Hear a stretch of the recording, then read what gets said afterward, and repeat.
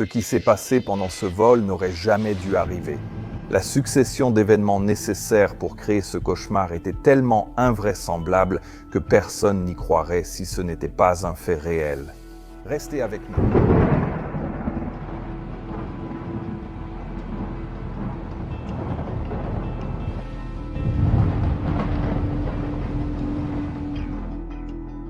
Je vais vous raconter une histoire qui a débuté lors d'un vol ordinaire avec Korean Air, la compagnie nationale sud-coréenne. Korean assure un service passager régulier de l'aéroport international d'Incheon à Séoul jusqu'à l'aéroport international de Mactan-Cebu sur l'île philippine de Cebu. Et le 23 octobre 2022, ce vol était assuré par un Airbus A330 gros porteur âgé de 24 ans qui, en tant que type d'appareil, est un cheval de bataille fiable depuis des décennies. L'équipage comprenait un commandant de bord de 52 ans qui maîtrisait l'A330 mieux que la plupart. Il avait accumulé environ 13 000 heures de vol, dont plus de 9 200 sur l'A330. Il avait donc passé l'essentiel de sa carrière de pilote sur cet appareil. Son copilote ce jour-là avait 37 ans et était nettement moins expérimenté. Il totalisait environ 1600 heures de vol, dont plus de 1000 sur l'A330. Donc, même s'il n'était pas extrêmement expérimenté, il avait également effectué la majeure partie de sa carrière sur ce superbe vieil avion. Maintenant, le vol comptait 2 pilotes, 9 membres d'équipage de cabine et 162 passagers, soit 173 personnes au total. Avant le départ, l'équipage a vérifié les documents de dispatch, le carnet technique et la météo. Les prévisions annonçaient de bonnes conditions sur la majeure partie du trajet, mais quelques cumulonimbus étaient attendus. Des cellules orageuses seraient présentes dans la région de Cebu vers l'heure prévue de leur arrivée, soit un peu après 22 heures, heure locale, avec des orages aux alentours. Les pilotes prévoyaient d'effectuer une approche Required Navigation Performance à l'aéroport de Mactan-Cebu, puisque l'Instrument Landing System ne fonctionnait pas. Et ils auraient également anticipé des turbulences, une mauvaise visibilité et même une possible déroutement si la situation devenait vraiment critique. Il est toujours assez délicat de planifier les arrivées autour des orages, car la météo peut être parfaitement correcte, mais aussi bien en dessous des minimums d'atterrissage, selon l'endroit où ces cellules orageuses apparaissent. En général, dans ces conditions, nous, pilotes, ajoutons au moins 15 à 20 minutes de carburant en plus pour attendre qu'un orage passe. Mais ici, les conditions n'étaient pas jugées assez mauvaises pour empêcher le départ de l'équipage. Et le carnet technique montrait également qu'il n'y avait pas de problème particulier avec l'avion. Cela signifiait donc que, aux environs de 18h05 heure des Philippines, le vol 631 de Korean Air s'est aligné sur la piste à l'aéroport de Séoul-Incheon, puis a décollé normalement dans le ciel du soir, avec le commandant de bord en tant que pilote en fonction et le copilote en tant que pilote surveillant. Mais ces pilotes n'avaient aucune idée qu'au cœur du système hydraulique de leur Airbus A330, une panne était en train de se préparer. Une panne qui n'avait été enregistrée ni dans le carnet technique ni ailleurs. En fait, personne ne savait même qu'un tel type de panne pouvait se produire avant ce vol. Quoi qu'il en soit, ce problème, qui va bientôt jouer un rôle majeur dans cette histoire, concernait le système hydraulique de freinage de secours. Donc, avant d'aller plus loin, nous devrions probablement jeter un œil à ce que c'est réellement. L'Airbus A330 possède 2 systèmes de freinage, normal et de secours, assurant la redondance via 2 circuits hydrauliques distincts. Comme tous les avions de ligne, l'A330 possède plusieurs systèmes hydrauliques indépendants. Pour assurer le fonctionnement partiel des systèmes critiques en cas de panne sur les avions Airbus, ceux-ci sont identifiés par les couleurs verte, bleue et jaune. Et dans le cas des freins normaux, c'est normalement le système vert qui est utilisé, mais si ce système venait à tomber en panne, alors le système bleu prendrait le relais. Ainsi, le freinage utilisant le système vert est appelé freinage normal, et le freinage utilisant le système bleu est donc appelé freinage alternatif.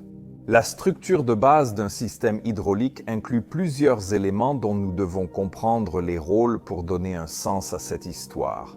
La pression du système vient d'une pompe qui force le fluide à circuler dans les conduites, l'approvisionnement en fluide étant maintenu par un réservoir. La conduite qui alimente le fluide hydraulique du réservoir vers une valve ou un actionneur s'appelle la conduite de service. Et inversement, la conduite qui ramène le fluide hydraulique au réservoir après les actionneurs s'appelle la conduite de retour. De cette façon, un système hydraulique ressemble beaucoup à un circuit électrique. Le fluide est propulsé hors du réservoir à travers un actionneur qui actionne quelque chose comme les freins ou les volets, puis il retourne au réservoir via la conduite de retour. Maintenant, il y a beaucoup de composants différents que le fluide hydraulique traverse sur le chemin vers les freins, dans ce cas. Et celui dont nous devons parler ici est un dispositif appelé le collecteur hydraulique de stationnement. Ce collecteur est le premier endroit où le fluide hydraulique passe lorsqu'il se déplace du réservoir vers les freins. Et son but est de détourner une partie du fluide hydraulique vers les accumulateurs pour fournir de la pression aux freins de stationnement et aux freins d'urgence.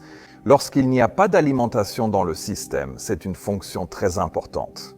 Mais puisque nous parlons de détourner quelque chose, saviez-vous que vos données personnelles, comme vos numéros de téléphone, vos emails et vos contacts personnels, sont probablement en train d'être vendus en ligne au plus offrant en ce moment même? C'est pourquoi vous recevez davantage d'emails de phishing, de textos et d'appels automatisés. Et il s'avère que cela est fait par des entités parfaitement légales appelées courtiers en données.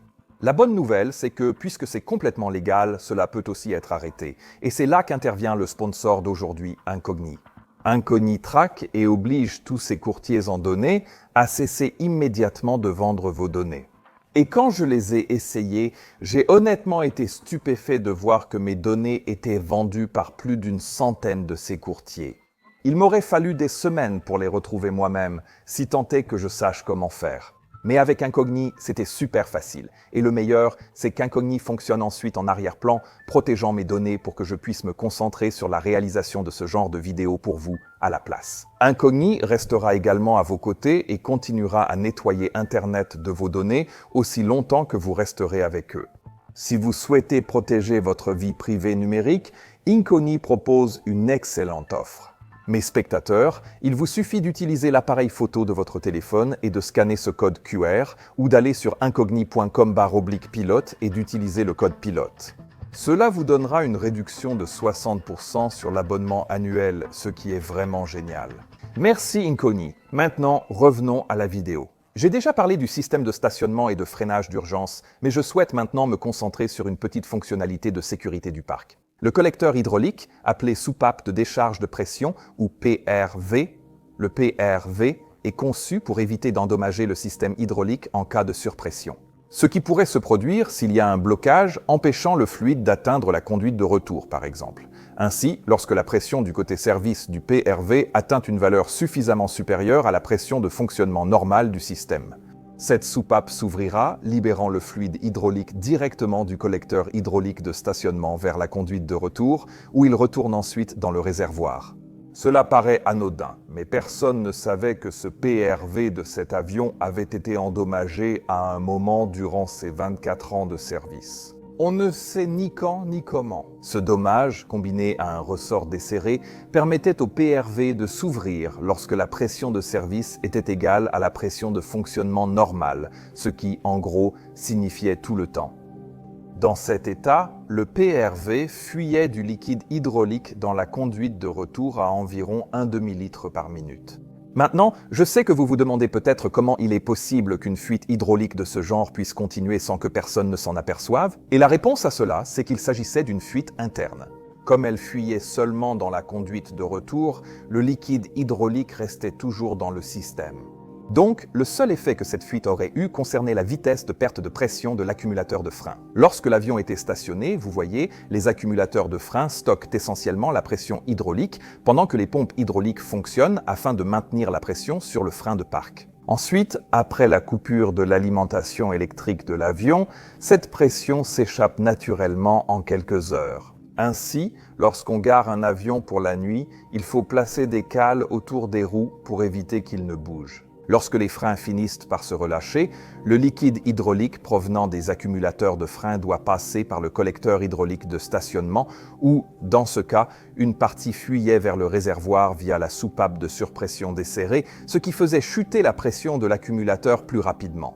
Mais comme une perte de pression de l'accumulateur était attendue et que personne ne surveillait la rapidité à laquelle cela se produisait, il n'y avait pratiquement aucun moyen pour les pilotes ou les ingénieurs de remarquer que la pression sur cet avion diminuait plus rapidement que la normale.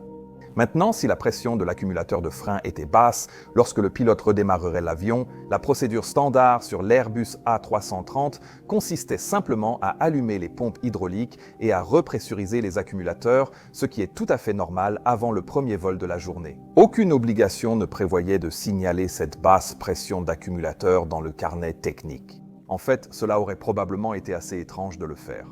Ainsi, aucun indice n'était disponible pour l'équipage pouvant alerter la maintenance. Examiner la PRV et vérifier la pression d'ouverture de la PRV ne faisait pas non plus partie des activités de maintenance de routine pour l'Airbus A330.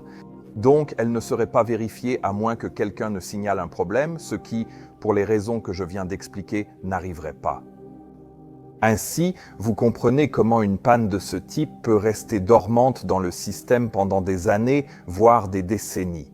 En gros, elle attend simplement de devenir pertinente d'une manière ou d'une autre, et cela n'allait pas tarder à arriver. Pendant le vol 631, tout paraissait normal, tandis que l'équipage surveillait l'avion en croisière et préparait l'approche vers ce but. En s'approchant, le vent favorisait d'abord la piste 04, donc l'équipage a préparé et briefé l'approche Required Navigation Performance sur cette piste. Mais alors qu'ils descendaient, et avant d'atteindre réellement le début de l'approche, le contrôleur aérien les a informés que le vent avait soudainement changé et favorisait désormais la piste opposée, la 22 à la place. Cela arrive souvent quand des orages sont proches, car ils modifient vite la force et la direction du vent. Les pilotes, dans ce cas, ont donc accepté de passer à la piste 2-2 afin d'éviter d'atterrir avec un vent arrière. Après un rapide briefing pour cette nouvelle approche, ils ont reçu des vecteurs radars et intercepté avec succès la route d'arrivée pour la piste 2-2. Malgré l'obscurité et l'orage, ils ont rapidement aperçu la piste avant leur altitude de décision. Et le commandant de bord a donc décidé de poursuivre l'approche. Mais ensuite, à une très basse altitude, une forte averse de pluie est passée devant eux, obligeant l'équipage à perdre complètement de vue la piste. Le commandant de bord a réagi immédiatement en effectuant une remise de gaz, et celle-ci a ensuite été réalisée parfaitement, conformément aux procédures publiées. Et après avoir complété la checklist correspondante et parlé à l'équipage de cabine ainsi qu'aux passagers, les pilotes ont rapidement été guidés de nouveau vers le début de l'approche afin de tenter une nouvelle fois. C'est d'ailleurs pour cette raison qu'il est judicieux d'emporter un peu de carburant supplémentaire dans ce genre de conditions orageuses. C'est vraiment appréciable d'avoir la possibilité d'effectuer plusieurs approches différentes, car les nuages d'orage se déplacent souvent assez rapidement. Quoi qu'il en soit, le vol 631 a vite réintercepté la Required Navigation Performance et entamé sa descente vers la piste 22.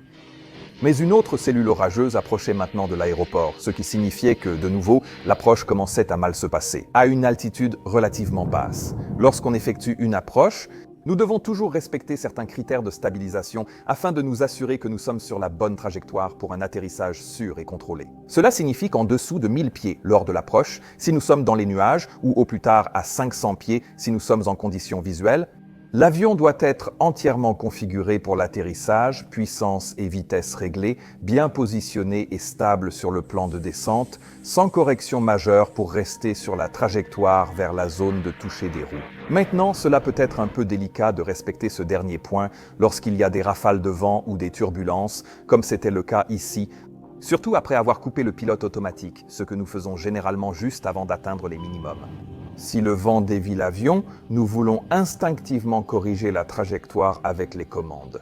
Mais en agissant ainsi, il est facile de surcorriger, car les vents changent parfois plus vite que l'avion ne réagit à nos commandes. Cela peut alors amener le pilote à courir après la trajectoire de descente, en montant et descendant sans cesse au-dessus et en dessous de celle-ci, car les actions sur les commandes ne sont pas synchronisées avec la turbulence ou l'inertie de l'avion.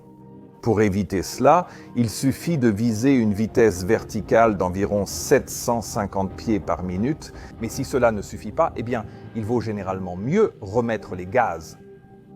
Mais il peut être difficile de réprimer l'instinct de suivre la trajectoire. Et il convient de noter ici que, bien que ce commandant de bord ait été très expérimenté, il avait passé la majeure partie de sa carrière à effectuer des vols long courriers. Il est donc possible qu'il ait moins d'expérience d'atterrissage que ne le suggèrent ses heures de vol. Alors que le vol 631 entamait sa seconde approche, le commandant a désactivé le pilote automatique comme d'habitude et a dû gérer une forte turbulence à 300 pieds du sol. Pour référence, cela équivaut à 25 secondes avant l'atterrissage. Il a senti les rafales les dévier sous la trajectoire, il a cabré l'avion, remontant ainsi au-dessus de la trajectoire de descente après la rafale. Il a alors réagi à cela en poussant vers l'avant sur son manche à balai pour baisser le nez de l'avion, ce qui a entraîné une augmentation du taux de descente à 1000 pieds par minute, un peu plus que ce que nous souhaitons à une si basse altitude. L'avion est vite passé sous la trajectoire, si bien qu'à 150 pieds, le commandant a de nouveau cabré pour corriger. Mais à ce moment-là, le vent est soudainement passé d'un vent de travers à un vent arrière, accompagné d'un courant descendant, avec une vitesse d'environ 500 pieds par minute. À cause de cela, son action de cabrer était désormais insuffisante pour réduire le taux de descente et il est devenu évident que l'approche n'était plus stabilisée. Le copilote, surveillant les instruments, a signalé taux de descente en constatant leur rapide diminution. Remise de gaz, comme il devait le faire dans cette situation. Dehors, les feux précision d'approche à l'atterrissage par indicateur affichaient désormais 4 voyants rouges, signalant une altitude dangereusement basse. Une fraction de seconde plus tard, le système d'alerte de proximité du sol a également annoncé taux de descente, au moment même où le commandant de bord a tiré sur son manche à balai et poussé les manettes de puissance vers l'avant afin de commencer la remise de gaz. Mais lorsque le copilote a annoncé la remise de gaz, ils étaient à moins de 75 pieds du sol. Et il n'y avait tout simplement plus assez d'altitude pour réussir la manœuvre sans toucher le sol au préalable.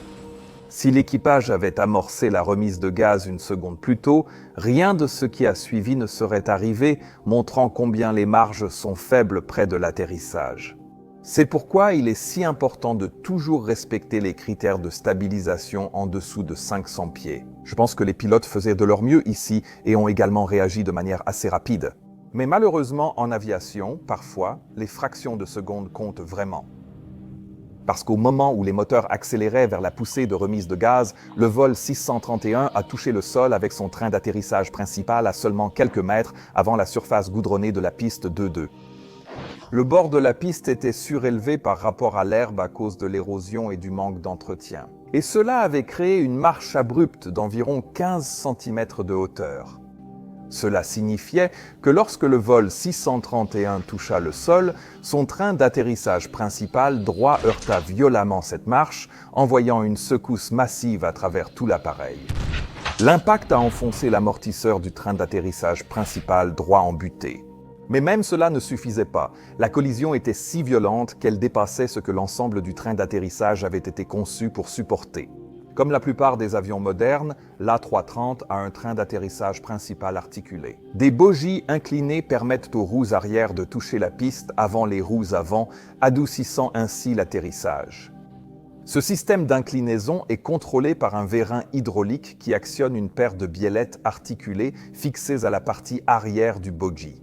Ainsi, lorsque le bogie a heurté cette marche, l'extrémité arrière du bogie a été forcée vers le haut avec une telle force qu'elle a tiré le mécanisme d'articulation vers le bas, au-delà de sa plage maximale, ce qui, à son tour, a provoqué la rupture nette en 2 des biellettes inférieures d'articulation. Cela a alors permis à l'extrémité avant du bogie de monter jusqu'à heurter la structure environnante, ce qui a provoqué le balancement du bogie dans l'autre sens. Au moment où l'avion a décollé, l'extrémité arrière, avec les roues arrière qui y étaient fixées, s'est alors balancée vers le haut au-delà de sa plage de débattement maximale, jusqu'à ce qu'elle percute violemment plusieurs composants clés comme le collecteur de frein et les conduites hydrauliques. Des 2 systèmes, le bleu et le vert.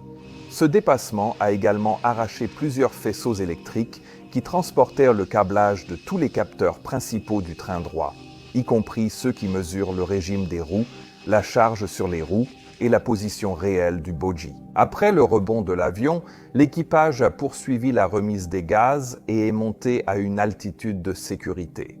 À ce moment, il savait avoir touché la piste, sans se douter que l'avion était gravement endommagé. Cela s'expliquait par l'inhibition de toutes les alertes sauf les plus graves sous 1500 pieds pour éviter toute distraction lors des phases critiques du vol.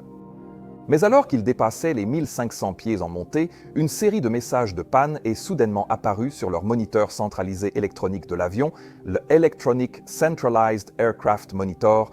Cela leur a finalement fait réaliser l'ampleur de leur problème. Le commandant de bord a demandé les actions Electronic Centralized Aircraft Monitor via les annonces standards et le copilote a lu le premier élément. Train d'atterrissage LGCIU 1 et 2. Cela montrait que les deux unités d'interface de contrôle du train d'atterrissage avaient des problèmes. Et ce sont une paire d'ordinateurs redondants qui agrègent les données concernant le train d'atterrissage, fournissent ces informations à d'autres ordinateurs et transmettent des commandes au système de contrôle du train d'atterrissage. Les LGCIU recevaient des données de capteurs indépendants et de faisceaux électriques sur chaque bogie du train d'atterrissage.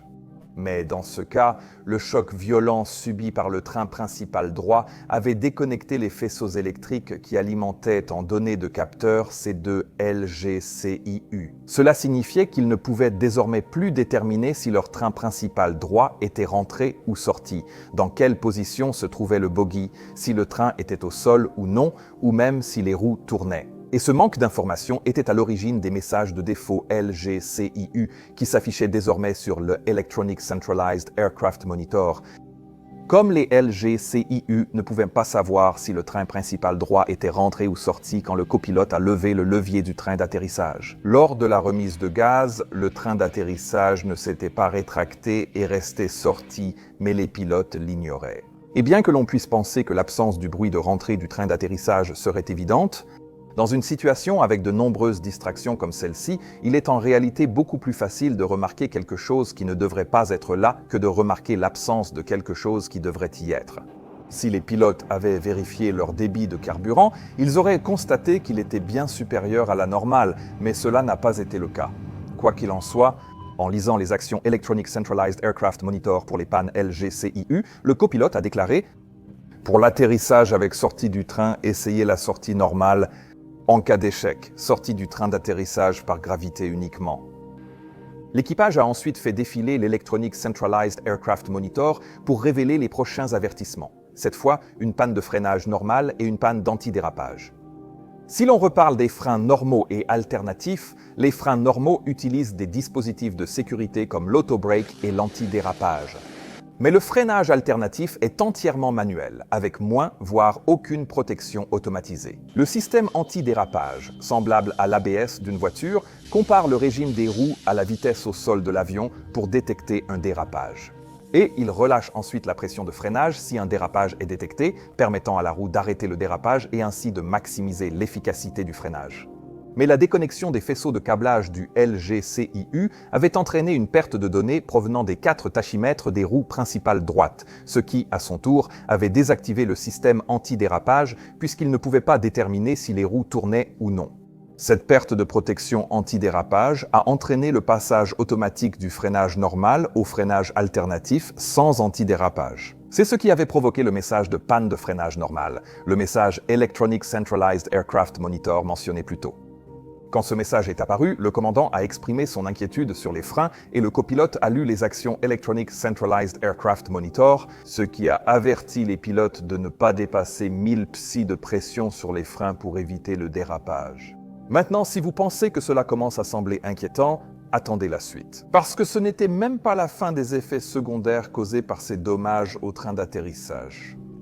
Bientôt, un autre message Electronic Centralized Aircraft Monitor a aussi signalé une panne de l'inverseur de poussée, empêchant son usage à l'atterrissage. Cela avait été causé par la perte de tous les capteurs de poids des roues. Pour le train d'atterrissage principal droit, lorsqu'une différence apparaît entre les poids indiqués sur les roues du train principal droit et gauche, les calculateurs de vol doivent supposer que l'avion est toujours en vol, et à cause de cela, ils doivent également verrouiller les inverseurs de poussée, afin d'éviter qu'un seul capteur de poids sur roue défectueux ne provoque le déploiement des inverseurs en vol. Mais cela signifiait aussi que, puisque les calculateurs resteraient en mode vol même après que l'avion ait touché le sol, cela empêcherait aussi les spoilers au sol de l'A330 de se déployer, tout comme les inverseurs de poussée. Les spoilers ne sont destinés qu'à être utilisés au sol, donc si les calculateurs ne peuvent pas déterminer que l'avion est au sol, les spoilers ne peuvent pas être utilisés. Et cela augmentera évidemment de façon significative la distance d'arrêt nécessaire, puisque les freins sont beaucoup moins efficaces,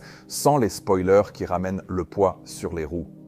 Maintenant, je suppose que beaucoup d'entre vous se rapprochent de l'écran en ce moment, car vous commencez peut-être à voir où cela mène. Mais attendez, ça devient encore plus fou. Le vol 631 avait maintenant perdu le freinage normal, l'anti-dérapage des freins extérieurs, les inverseurs de poussée et les spoilers au sol, ne laissant que les freins manuels alternatifs comme seul système de freinage disponible. Il n'est donc pas étonnant que le commandant de bord soit inquiet ici, même si je doute qu'il ait compris toute l'ampleur de la situation à ce moment-là. Quoi qu'il en soit, afin d'obtenir plus d'informations, il a alors contacté le centre de contrôle de la maintenance de Korean Air et a énuméré tous les avertissements qu'il recevait à ce moment-là. Les pilotes ont aussi débattu s'ils avaient atterri sur ou hors piste sans parvenir à une conclusion claire. Après un certain temps, après avoir suivi les procédures, ils ont accepté les vecteurs du contrôleur pour une nouvelle approche. La première action des pilotes lors de cette troisième approche a été de tester si le train d'atterrissage pouvait être abaissé sans savoir qu'il était déjà sorti. Le copilote a utilisé le déploiement alternatif du train d'atterrissage par gravité, permettant de sortir le train principal gauche et avant. Les voyants de verrouillage se sont allumés, sauf celui du train principal droit, pourtant bien sorti et verrouillé. Cette anomalie venait simplement de l'absence de données des capteurs de position du train principal droit et du voyant manquant. Le commandant de bord a demandé pourquoi le train ne sortait pas, mais le copilote n'en savait pas plus que le commandant, il a donc seulement pu confirmer qu'un des voyants ne s'était pas allumé. En réponse à cela, le commandant de bord a demandé au copilote de solliciter l'autorisation de quitter l'approche et a plutôt demandé une autorisation pour un circuit d'attente au point de cheminement Almar. Alors qu'il tentait de résoudre le problème, le contrôleur aérien a ordonné de monter à 4000 pieds et d'aller directement vers Almar, ce que l'équipage a fait. En entrant dans le circuit d'attente, le commandant a signalé à la maintenance de Korean Air qu'après une extension par gravité, le train principal droit restait en position non sécurisée. Et pendant qu'il faisait cela, le copilote a immédiatement consulté la procédure d'urgence pour un atterrissage avec train anormal et a commencé à énoncer les étapes à suivre. Cela impliquait l'arrêt du moteur du côté du train d'atterrissage défaillant.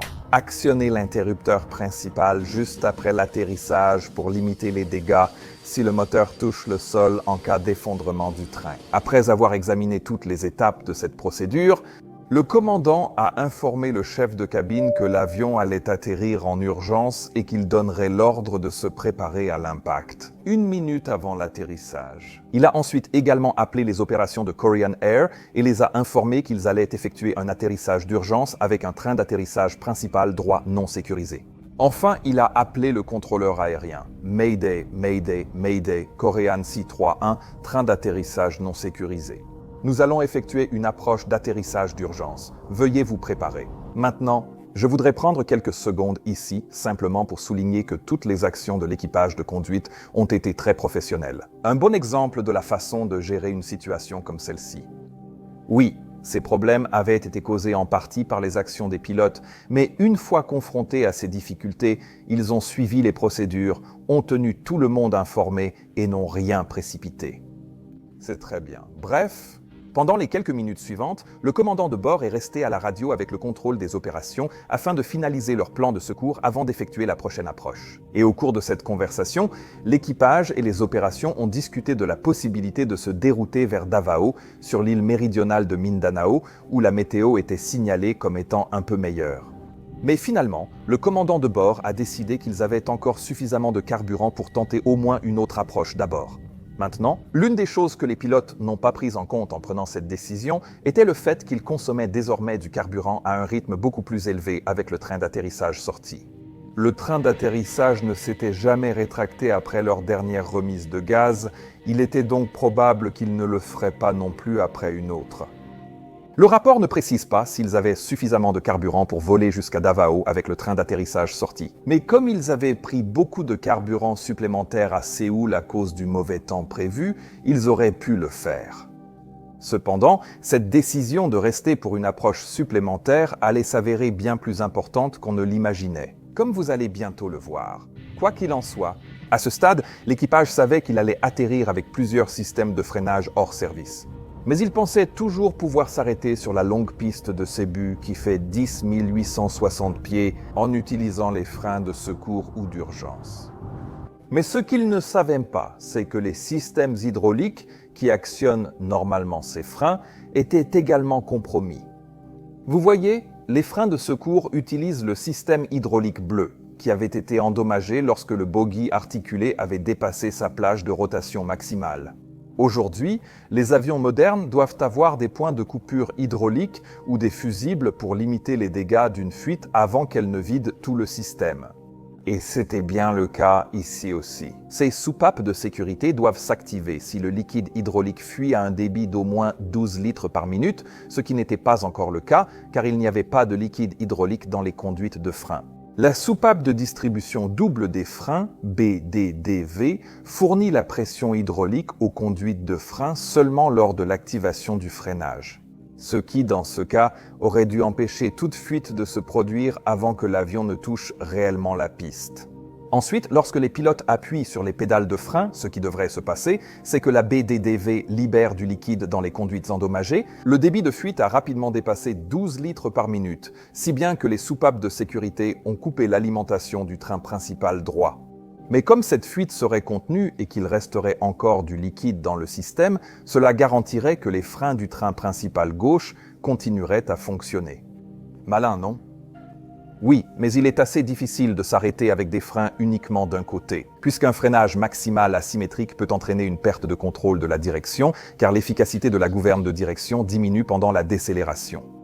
Donc, avec la pression de frein utilisable du côté gauche limitée de cette façon, et sans spoiler ni inverseur de poussée. Des calculs ultérieurs ont montré que la piste à ce but était en réalité très légèrement trop courte.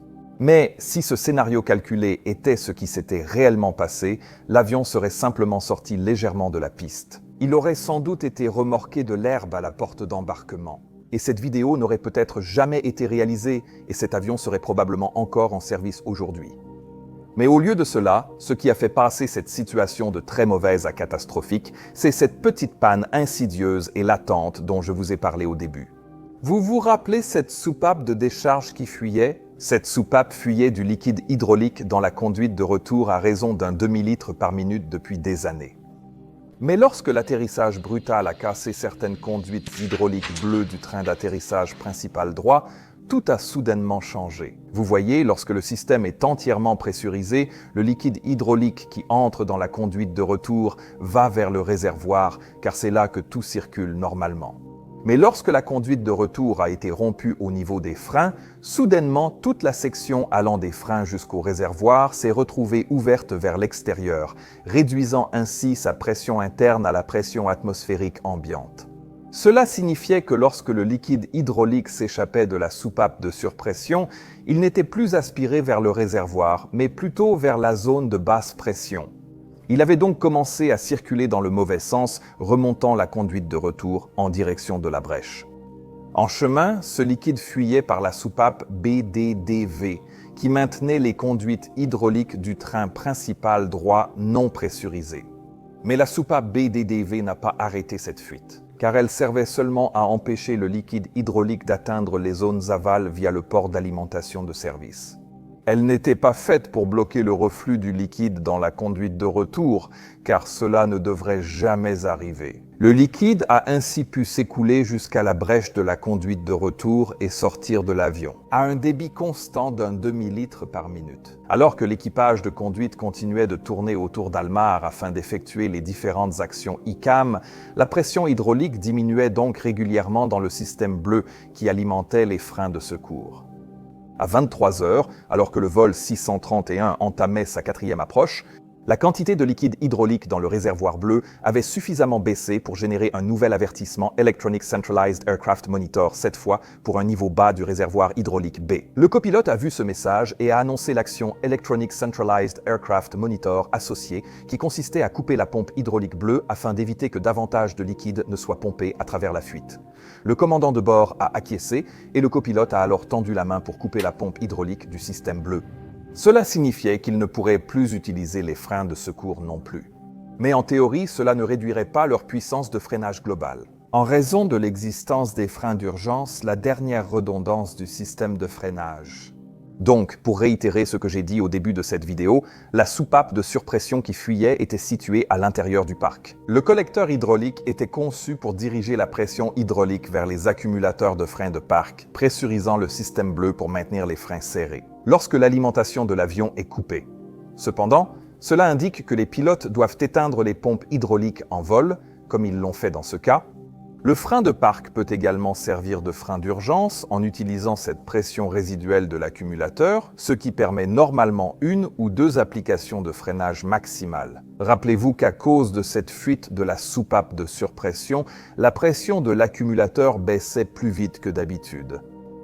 Oui, c'est ce qui vient de se produire. Sans la pression des pompes hydrauliques qui alimentent le collecteur hydraulique de stationnement en fluide supplémentaire, la seule pression dans le système provenait désormais des accumulateurs. À mesure que le fluide s'échappait de la soupape de surpression, les accumulateurs de frein se dépressurisaient rapidement. Lorsque le vol 631 a entamé sa descente, la pression des accumulateurs était déjà en grande partie perdue, ce qui signifiait que l'A330 se retrouvait désormais pratiquement sans frein. Mais les pilotes n'en avaient aucune idée. Maintenant, je veux vraiment insister ici sur le fait qu'il est extrêmement rare de voir autant de systèmes redondants tomber en panne. Nous avons eu la défaillance du système d'indication air-sol, empêchant l'utilisation des inverseurs de poussée et des spoilers. La défaillance des capteurs de vitesse des roues a entraîné la perte de l'antidérapage et du freinage normal via le système hydraulique vert. Cela a activé le système bleu endommagé, puis la fuite de la soupape PRV a causé la perte du freinage de secours et alternatif. C'est vraiment fou. Enfin bref. Au fur et à mesure que cette approche se poursuivait, les pilotes étaient manifestement très préoccupés par la situation, car le commandant de bord a alors dit « D'accord, vérifie après l'atterrissage. Si la situation tourne mal, retire tout. » Il voulait sûrement dire de couper les moteurs et espérer que tout se passe bien. Même ainsi, ils ignoraient à quel point la situation empirerait. Et alors que le géant des airs commençait à s'approcher de la piste, le commandant de bord a également fait une annonce aux passagers pour leur demander de se préparer à l'impact. À 23h07, le vol Korean Air 631 a atterri à la bonne vitesse dans la zone d'atterrissage de la piste 22. Les pilotes ont ramené les manettes de poussée au ralenti, puis en position inverse, bien que les inverseurs de poussée, bien sûr, ne se soient pas déployés. Et, comme prévu, les spoilers ne se sont pas non plus déployés. Mais les pilotes ont quand même actionné violemment les freins d'urgence, car c'était tout ce qu'ils avaient.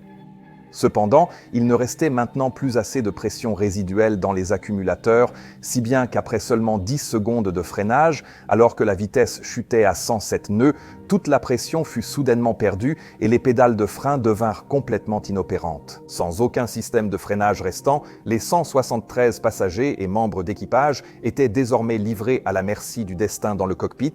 Les pilotes essayèrent alors tout ce qu'ils pouvaient imaginer pour tenter d'arrêter cet avion. Ils maintinrent les pédales de frein enfoncées au maximum, évidemment sans aucun effet. Et le copilote tenta d'exécuter la procédure anormale du train d'atterrissage en coupant le moteur du côté affecté. Mais sous l'extrême pression à laquelle il était soumis, il commença par erreur à couper le moteur opposé. Le commandant a crié « Ne le coupe pas !» Cette fois, ce qui montre une agitation extrême, comme nous pouvons tous le comprendre. Le copilote a remis l'interrupteur principal, ce qui ici n'a rien changé. Avec les moteurs déjà au ralenti, les arrêtés n'auraient de toute façon pas aidé à arrêter l'avion. Alors que la fin de la piste approchait sous la pluie, le commandant a annoncé que leur vitesse ne baissait pas.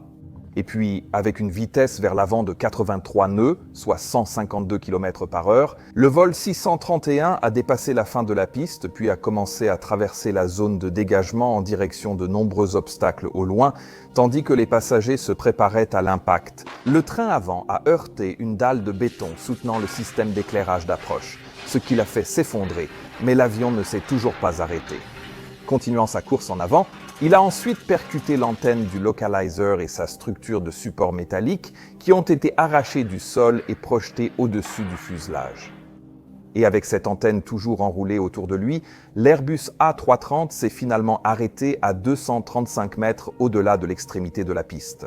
L'appareil est très endommagé mais reste globalement intact. Dans la cabine passager, les agents de bord ont immédiatement lancé l'évacuation par les portes L2 et R2. Les portes L1 et R1 à l'avant étaient inutilisables, car le fuselage avant avait été gravement déformé lors de l'accident. Les portes L3 et R3 étaient bloquées par des débris d'antenne, tandis que les portes L4 et R4 étaient trop hautes à cause de l'effondrement du train avant. De plus, lors de l'évacuation, la porte R2 est devenue inutilisable après qu'une barre d'acier ait percé le toboggan.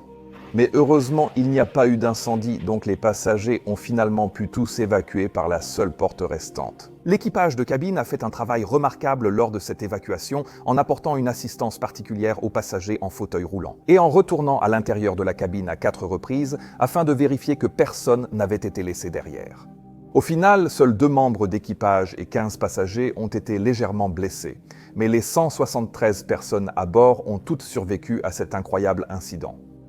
L'avion, cependant, a été totalement détruit. Les enquêteurs de l'autorité de l'aviation civile philippine ont conclu que l'augmentation de la vitesse verticale causée par les actions du commandant de bord sur le manche à balai et le courant descendant turbulent a entraîné un atterrissage prématuré, l'impact du train principal avec la marche de piste ayant ensuite causé tous les dégâts. Cela a entraîné la perte de tous les mécanismes de décélération. Ces 2 éléments étaient donc des facteurs causaux. La soupape de surpression défectueuse et la procédure de faible quantité hydraulique, responsable de la dépressurisation des accumulateurs, sont aussi des facteurs contributifs. Une étude du rapport d'accident a révélé que si le liquide hydraulique n'avait pas fui par la soupape de surpression, l'utilisation des freins de secours côté gauche aurait été possible. La vitesse de l'avion au moment où il quittait la piste aurait été réduite de 83 nœuds à 30 nœuds, ce qui aurait été nettement plus sûr. Après cet accident, Korean Air a amélioré la formation de ses pilotes pour renforcer leurs compétences de base. Airbus travaille aussi sur de nouvelles procédures de maintenance pour repérer les soupapes de surpression défectueuses et sur une logique améliorée des inverseurs de poussée, permettant l'usage de la poussée inverse dans des situations similaires. Mais ce que je veux vraiment souligner ici, c'est que la perte de tous les systèmes de freinage sur un avion de ligne moderne est un événement totalement imprévisible.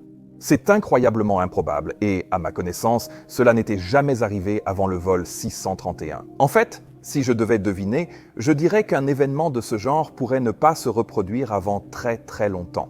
Et ce qui est incroyable ici, c'est que tout le monde à bord a survécu. Ce qui ressemble à un scénario catastrophe, mais est-ce vraiment le cas? En réalité, en analysant cette histoire, mon équipe et moi avons constaté que l'accident aurait pu être fatal. Si une seule petite décision avait été prise différemment, et c'était celle de tenter une approche supplémentaire, avant de dérouter vers Davao, vous remarquez que sa piste est 1000 pieds plus courte que celle de Cebu, impliquant une vitesse de sortie encore plus élevée de l'avion. Mais ce n'est pas le point principal ici. Le vrai problème est qu'environ la moitié de la décélération avant le dépassement de piste, lors de l'événement, provenait encore de la pression résiduelle de l'accumulateur. Si le vol avait continué jusqu'à Davao, la fuite du PRV aurait évacué toute la pression accumulée jusqu'à disparition totale. Dans ce cas, le vol 631 aurait sans doute dépassé la piste à Davao à une vitesse bien supérieure à 100 nœuds, ce qui aurait pu entraîner l'avion à sortir des limites de l'aéroport avec des conséquences potentiellement fatales. Maintenant, si vous avez aimé cette histoire, ce que j'espère vraiment, j'espère que vous vous êtes abonné à la chaîne car cela m'aide vraiment, moi et l'équipe. Et vous devriez aussi regarder cette vidéo ensuite qui raconte une histoire vraiment incroyable. Et si vous voulez voir toutes mes prochaines vidéos avant tout le monde, eh bien, veuillez utiliser ce code QR ou le lien dans la description. Rejoignez mon équipe Patreon, j'aimerais vous y voir. Je suis Peter Ornfelt et vous êtes sur Mantour Pilots. Passez une journée absolument fantastique et je vous dis à la prochaine, au revoir.